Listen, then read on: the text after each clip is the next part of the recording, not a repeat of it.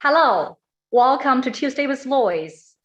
I'm Enya, your host, Regional Director and National Practice Leader in Risk Management for Lloyd's US. Over the past 333 years, Lloyd's has distinguished itself as the global leader for innovation, driving changes to better serve our clients around the globe. Last Tuesday, Chris Moore and Gillian Slyfield, two of the most respected leaders in digital economy, kick off our new season by sharing their journey in redefining underwriting and partnership in a new era. Today, we continue to showcase innovation at Lloyd's with another special group of leaders. This group represent some of the most passionate trailblazers at Lloyd's. This group collectively are pushing the boundaries of insurance and creating new solutions. And this group, despite the fact they work for different syndicates, working closely with each other in creating the greater good for our clients and our society. Leading today's sessions are Cullen of PC Ventures at SCOR, Dr. Hayley Maynard of Chaucer, Coyne and Stuart Newcombe from Munich Innovation Syndicate, and Hoad of Tokio Marine Kiln. The breakout sessions will be held by Rosie Denée and Ed Gates at Lloyd's. Before we start, a few housekeeping items. This is an interactive session, and you're strongly encouraged to ask questions. Please use the Q&A tool to help us stay organized. Today's session is being recorded and live streamed on YouTube. Without further ado, please welcome our guest for a quick self-introduction. Let's start with Denée. Thanks, Enya. Hi, everyone. My name is Denée Cullen, and I'm an associate in SCOR's P&C Ventures team. I primarily work on investments and strategic partnerships with early stage insurtechs, working closely with my colleagues across SCOR's business units, including SCOR Channel. And I've spent a lot of time engaging with the lovely Lloyd's innovation team and product innovation facility to help bring new tech-driven products to the market, including parametric products, which I'm excited to discuss with you all today. Thanks.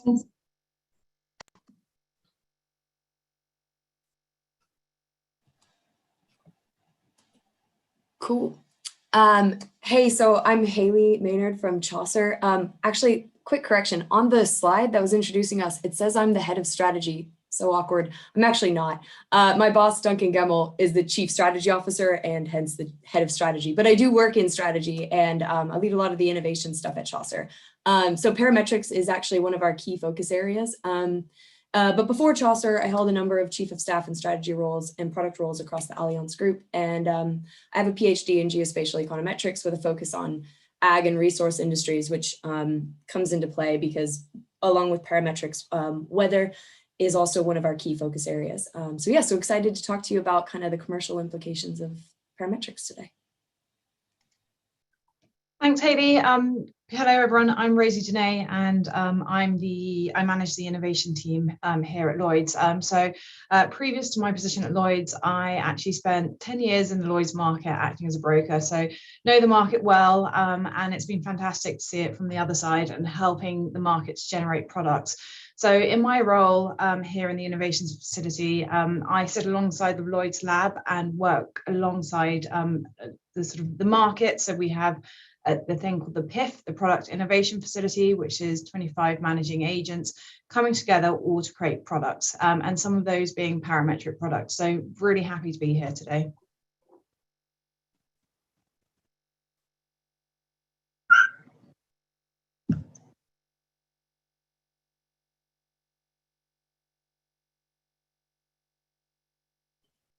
Dom, we've lost your audio.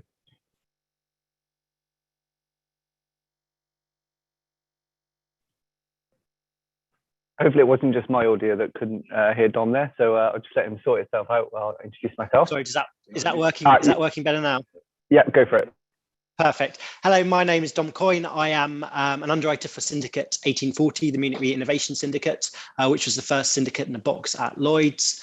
I specialise in parametric products and products for innovative and emerging risks. I lead the parametric working group within the product innovation facility. Had plenty of experience in parametrics over the last few years. Hi, I'm Ed Gaze. I run the Lloyd's Lab, our InsurTech Accelerator program here at Lloyd's of London. We're currently in our 7th cohort. I've had over 80 InsurTechs in the lab, including quite a few that do parametric products. So really excited to be with you today and with Stuart and Denée talking about consumer products in our breakout session later. Good morning, everyone. I'm Stuart Newcombe. I'm the active underwriter for Munich Re Innovation Syndicate 1840. So covering all the same topics as Dominic has just mentioned. So I'll leave it there for now. Looking forward to doing the consumer breakout group. Good morning, everyone. I'm Tom Hoad, Head of Innovation at Tokio Marine Kiln, involved in all sorts of product development. I'm an underwriter involved in the Lloyd's ecosystem from an insurance and innovation standpoint for a long time now. Looking forward very much to reconnecting with you all properly and chatting about parametric products.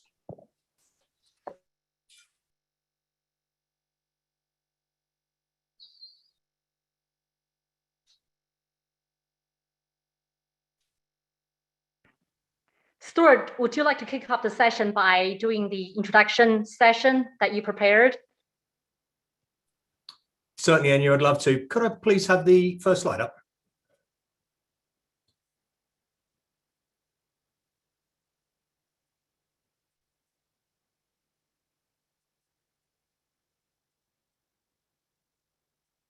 That's great. If we can go straight through to the second one, please.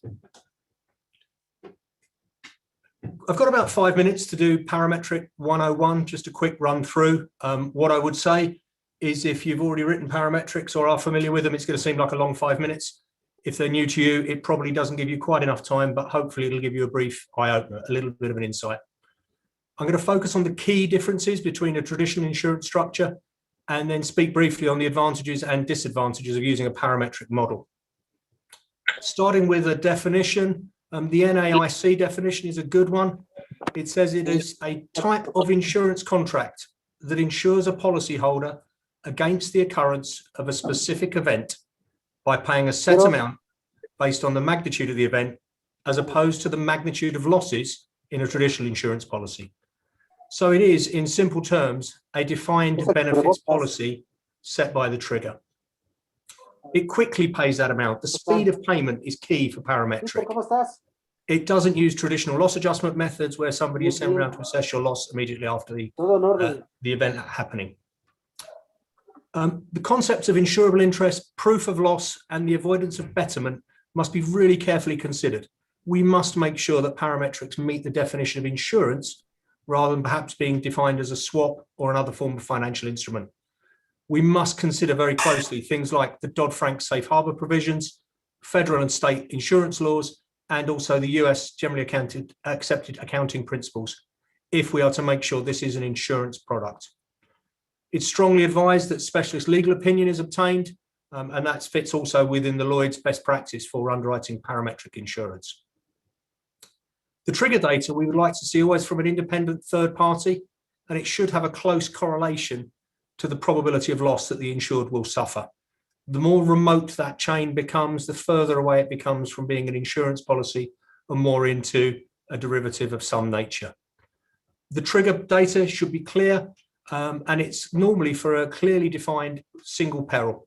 Typical examples could include hurricane, earthquake, either by a scale or shake measurement, but could also include things such as wave height, size of hailstones, or cancellation of events due to factors outside of the insured's control, such as perhaps a government order, something we're all very familiar with at the moment.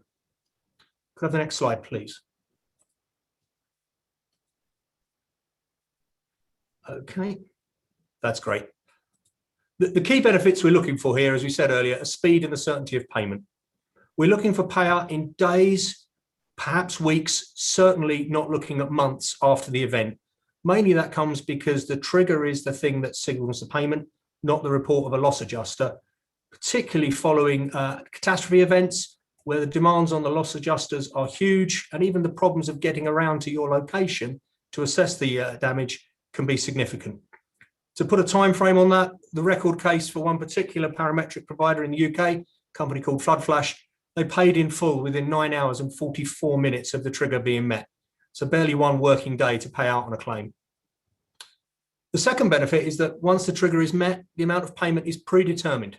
There's no argument with the loss adjuster. There's no deductible to apply. However, you must be willing to demonstrate after the fact that there was betterment if required within the policy terms.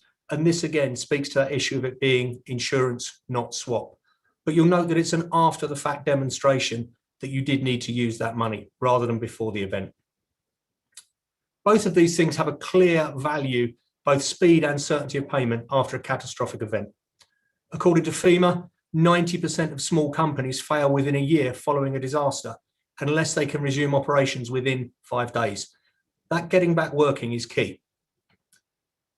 If we look at the disadvantages, the main disadvantage that people speak about with parametric risks is the basis risk, and most often they consider the negative basis risk.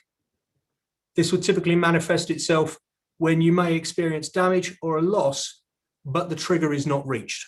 And so therefore you have a financial loss that you have to make good, but your insurance does not pay out because the trigger threshold wasn't met. Okay. Alternatively, you may have selected a parametric sum insured that is less than your actual losses. You have underestimated how much damage that trigger event could cause. But the parametric policy will only ever pay up to its headline sum insured for that particular event. The focus tends to be on negative basis risk, but we should not ignore positive basis risk. This is where you have a sum insured under the policy, which is significantly larger than your losses. If we look at a true single trigger parametric, whereby if the trigger event is met, there is payment with no need to prove loss, that would allow for betterment, which of course goes against the spirit of what we're trying to achieve and would certainly fail to meet the definitions of insurance in many regulatory environments. The other aspect to consider that if somebody has paid for a very large sum insured, the trigger event is met, we then review their losses after the fact, and actually we scale it back because they haven't incurred anywhere near the losses, then they have paid premium for cover that they do not need, and you're going to have an unhappy client. So I'd leave you with the thoughts that particularly careful attention to the trigger and the trigger point, looking at the likely costs incurred for your insured if that trigger were to happen, and how much they need to have as a sum insured are essential to minimize that basis risk element and ensure it stays within the bounds of insurance. We would particularly look for a blended program of traditional and parametric products offering the best solution. Parametrics on their own are rarely going to be the solve-all for a client's insurance needs. They are going to meet a particular set of circumstances and perhaps close a really useful gap where they either have underinsurance or are unable to source traditional insurance products. It's a quick run through, but hopefully anything else can be brought out in the breakout rooms. Thank you very much. And Enya, back to you, please.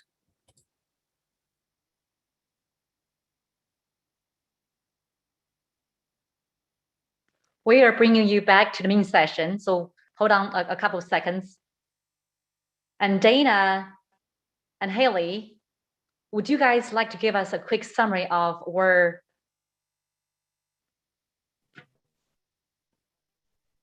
Sure, I can go first. the key takeaway? Go ahead. Yeah, so Dom and Tom, please feel free to jump in. I'll just give a really brief rundown, but jump in. So in our room, we kind of talked about the benefits for the customer and for insurers. So really largely centering around transparency and clarity on cover, efficiency and speed of the payment and protection for new and different risks. And then also the ability for insurers to kind of have more clarity on cover, better exposure management and deployment of capital in a more efficient way. We kind of all gave an example of different products that in the suite and talked to kind of how it's moving from large corporates down the chain into SMEs, mid-market players, and also into government markets as well. And then we actually talked quite a bit around how we need to think about the customer and how brokers are super key and critical component part of this. And then Tom and Dom both had some quite insightful comments on the future of parametrics and kind of where they see it going. Dana, over to you. Thanks, Hayley. It sounds like we had some pretty similar themes then. We also spent a bit of time discussing, how Parametric really needs to be a consumer-focused product, as all insurance products, but there needs to be genuine trust, as it is a newer concept. So we discussed that it's absolutely critical that the products are very simple, easy to understand, and that the payout mechanism needs to be efficient, and your tech needs to be strong. We also spent a bit of time talking about some of the challenges with consumer. I think we've all seen that commercial is perhaps scaling slightly better than the consumer segment. And there, the key challenges are really around distribution, and how you motivate customers to be really excited about a supplementary product. And then we spent a bit of time talking about the regulatory challenges and the structuring challenges, as well as the benefits for insurers, which, as Hayley was saying, are quite similar as they are to the consumer segment, from a ease of administration and lowering your expense ratio. Stuart, do you want to add anything? No, thank you, Dana. I think you've covered it all. Thanks very much. Great. Rosie and Ed, do you have something to add as well? Rosie and Ed? Thanks, Enya. I think it's a really fascinating area. I think there's loads of opportunity. What we really like at Lloyd's Lab is finding people who have experienced stuff that they think could be better solved with parametric products, and we're really keen to meet those kind of people and potentially even see if we can build products together with the lab team and people from Lloyd's managing agents. So if people got ideas, please bring them forward. If people are looking for solutions and wondering what's out there, also we're keen to help connect you to people.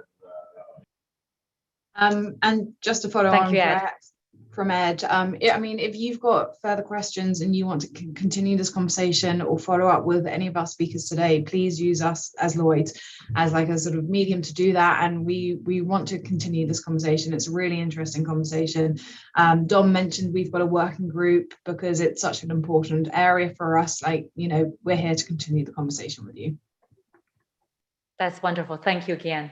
Tom, can I bring you on stage and summarize the session today? Tom, please. Yeah, okay, thanks, Enya.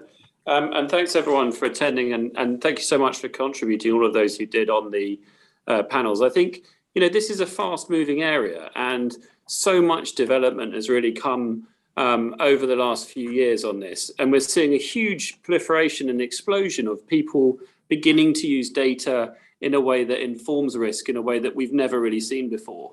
So I think if I would leave you all with one key takeaway, it would be that let's curate this ecosystem. Let's look after the people and the capacity and the knowledge that's driving forward this part of our industry. Because ultimately, getting this right is not a straightforward journey, but it will help contribute to the further sustainability of our marketplace. So please explore with your clients, or if you are a client, explore with your broker options that help you understand your risk, but that might interpret it in a parametric way, and do challenge insurers as to how they are beginning to respond to this. You know, saying no to innovation is saying you are in palliative care and that there is no future to the insurance industry. So I do think that it's important that all insurers, reinsurers, and our whole community gets behind not just parametrics, of course, but things like this that can really enable us as an industry. But so I just really want to say thank you so much for everyone for attending, and I'll pass back to you, Enya, to close. Thank you. Thank you, Tom. Wonderful conclusion there. And thank you everyone for being part of today's session. And thank you for all the speakers for your insight, for your experience, and for sharing your knowledge in this exciting field that's still developing, as Tom was saying. And let us be the bridge between you, your clients, and Lloyd's during this time. we want to remind you the next session of Tuesday with Lloyd will come back on October 5th. Will feature 3 speakers, Tom will be returning. So Tom Hoad from Tokio Marine Kiln, and Neil Campston from Beasley, and Tina Kirby from Munich Re Syndicate. So we would love for you to join us again. We'll see you then during the same time. Let's stay connected. Thank you again, everyone.